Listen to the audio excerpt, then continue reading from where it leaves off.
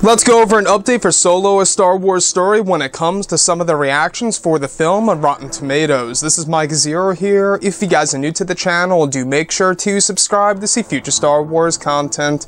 Now, as you all know, the Han Solo movie is just a couple of days away from its release date on, of course, this Thursday, May 24th, which is going to be the pre-screening night, and then we have the official release on Friday on May 25th. Now, we've seen all of the initial reviews coming out, all of the different reactions based on the critics who went to go ahead and see the movie at either the world premiere, Cannes Film Festival over in France, or even some of the other pre-screenings that took place well before the official release date coming in just a couple of days from now. But looking at Solo: A Star Wars Story, I did want to look and read to you guys some of the new reactions that have been released on Rotten Tomatoes and more, some of which may be seen to you guys as good and bad, and this movie overall is being seen as an average Star Wars movie. So let's jump right into it and let's go over some of the reactions here. So, starting off with the first one.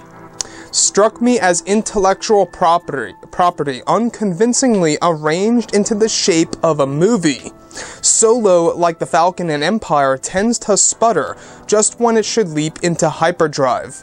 Its flawed central performance ultimately makes Solo a distinct disappointment. One of the lighter of the Star Wars adventures, entertaining as hell, but not particularly deep. It goes on to say, it's tantalizing to wonder what the film that Miller and Lord would have been. Might it have offered a promising glimpse of what a less boilerplate Star Wars might look like? Things do feel shaky at first, but there's spunk to Alden Ehrenreich's delivery, and once he settles in, a twinkle in his eye. I'm not sure who ultimately deserves the credit given the director change, but Solo: A Star Wars Story as a finished product is an entertaining film. Like Rogue One before it, Solo: A Star Wars Story brings elevated expectations for future Star Wars spin-offs back down to earth, except when it comes to a vehicle for Lando.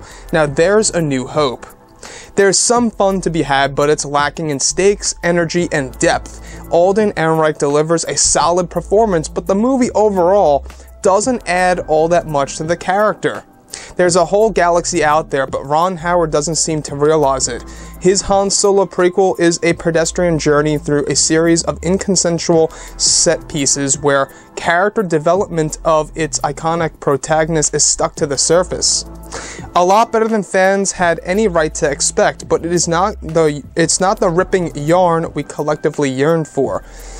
No one had to squeeze their brain in order for the present of a 20-something Han Solo. Everything is mechanic, routine, and the only thing remotely shocking is that it used shockingly dark photography on a story meant to be bright. So those are the new reactions that we got for Solo: A Star Wars Story so far, and like I say, a lot of them to you guys may be seen as either good or bad, some of which to me, seemed like the movie is seen as an average film, and some of the reviews actually really do love it.